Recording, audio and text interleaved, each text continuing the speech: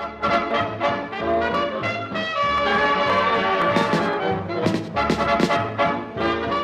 what's up guys? Coach Myers here. Another edition of Max Effort Muscle Meals.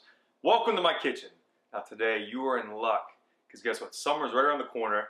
That means it's time to get out the old charcoal grill, the gas grill, whatever you're gonna be grilling out. I'm gonna teach you how to make the ultimate grilled chicken, the best grilled chicken you've ever tasted. And it all starts with one very simple thing, and that is the rub that we're gonna make for these chicken thighs. Now I'm gonna use some olive oil, a little bit of soy sauce, juice from a lemon. Then we have basil, paprika, garlic salt, cracked pepper. We're gonna make that, don't think of it as a marinade. You wanna think of a rub as almost like a paste. And then we're gonna take these boneless, skinless chicken thighs and kind of, really just get that paste, that rub into all the crevices. And unlike a marinade, we don't gotta let it sit overnight or for an hour or anything like that. We can just, once we get it on there, let it sit for a few minutes, throw it on the grill. And the key is gonna be cooking it low and slow. So let's get this. I'm gonna say I go with maybe a half cup olive oil. If you haven't figured it out, I mean, we're probably on like episode 900 of Muscle Meals. If you haven't figured it out, I don't really measure anything. And honestly, I don't really know any real cooks that do measure anything. It's all kind of by sight. Paprika, I'll go with kind of a small palmful. Boom. The paprika, has a real, subtle flavor, but it's almost just more for coloring. I would go with a much smaller palmful of the garlic salt.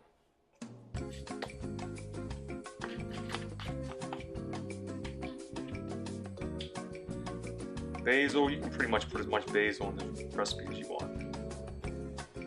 And then cracked pepper, what I like to do is I think there's probably 12 pieces of chicken, so we're gonna go 12 shakes, or 12 turns of the mill. 1, 2, 3. Think of it that way, one turn for each piece of chicken. And last but not least, now if you don't have a fresh lemon, you can always sub in a couple tablespoons of either orange juice, lemonade, grapefruit juice, anything like that will work. We just want some with a little bit of a citrus flavor. Oh, I almost forgot. Soy sauce. Now you don't want to overdo it on the soy sauce. It's very high in sodium. We already put the garlic salt in there, but we just need a little bit. I'm gonna go with, boom, one circle. One circle around. That's precise measurement.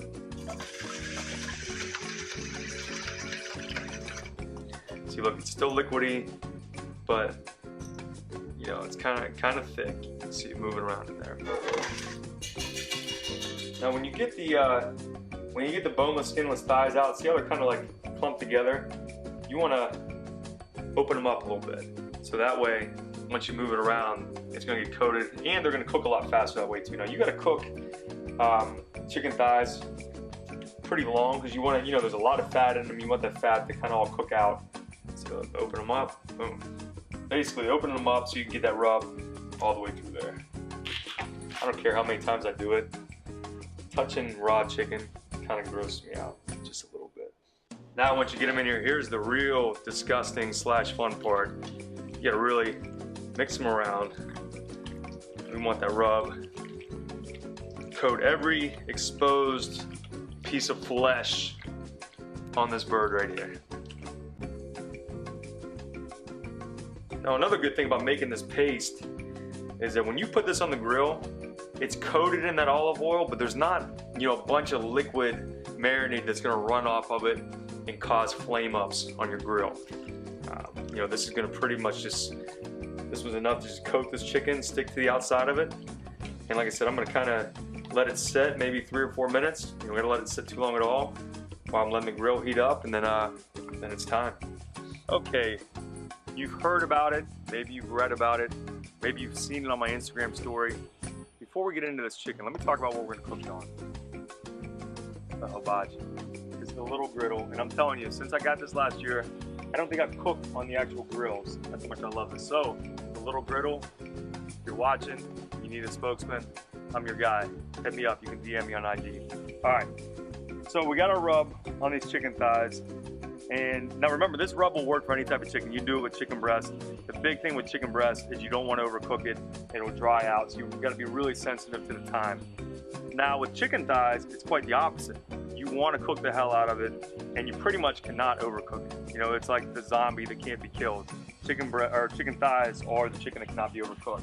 So, got our grill on, our hibachi on medium. And remember, again, I'm spreading these out, so you don't want them to get bunched up like that. Boom. Flatten them out on there. Now you're gonna have to flip these quite a few times, whether you're doing them on a hibachi or a regular grill. You don't want them to get burned on each side, you know, so you flip them kind of often. And it can be, when you have a lot of chicken on the grill, you can start to lose track of what you have flipped and what you didn't. So the key is put them all facing down the same way.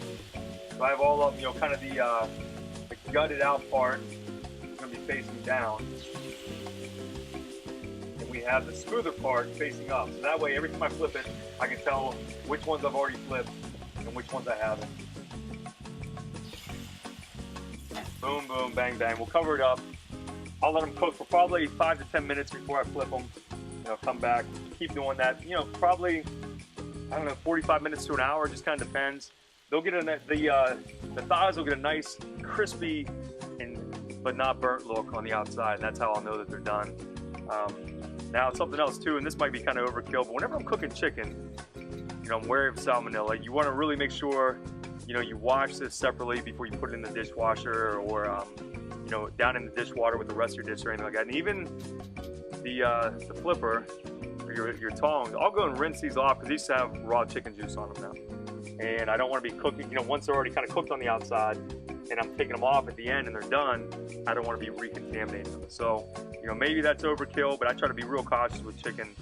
You don't need to rinse it beforehand or anything. You know, I've heard of people doing that. You don't want to do that because then all that does is really spreads any of the bacteria that's on the chicken throughout the rest of your sink.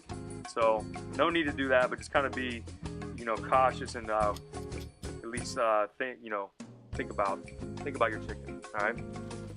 All right, this chicken's been on there for about 10 minutes. So I'm gonna flip it. Now look at that. We're getting some color. It's getting a little bit crispy, but as you notice, not burnt. Because I got the grill heated to medium. Now when you look at this chicken, you'll notice the coloring on all of it is not equal. You can tell right here, this is our hot spot because the chicken is definitely getting a little bit more color to it right there versus back here. So what I'll do is when I flip them again, these ones that are, you know, cooking a little bit faster, it's a little bit hotter, I'll move them to the back, which seems to be the cooler spot. See, there's not as much color to this chicken, and I'll move that chicken up to there. You gotta kind of strategically move stuff around when you're grilling, or else you're gonna end up with some done before the rest. Now, as you can tell, my son Jack's over there about to get the pull-ups in. He probably can smell the gains. Jack, can you smell the gains cooking on this chicken? No? No? Well, you will soon. Don't worry. Get on those pull-ups. Hey, just for the record, once we turned the camera off, Jack corrected us. He said the reason he can't smell the chicken is he has a stuffy nose. Poor boy got allergies. So, just want to let you know that. Now, technically, once the chicken looks like this, if you cut it open, it's probably going to be done all the way through. But, in my honest and, quite frankly, expert opinion, you don't want to eat chicken thighs like this. You want them to be cooked. You know, they're going to be really strong. Most of that fat's going to be cooked out of them. That's going to have the best flavor. Because I always find chicken thighs, if they're not cooked long enough, even if they're done, they're a little bit chewy. We want these like falling apart tender. So therefore, they're probably going to need to cook another, 15 to 20 minutes. And again, look, this one's getting pretty done. I'm going to move it back here to kind of where it's a little bit cooler spot. This one still got a good bit of size to it. I'm moving it up to the hot spot.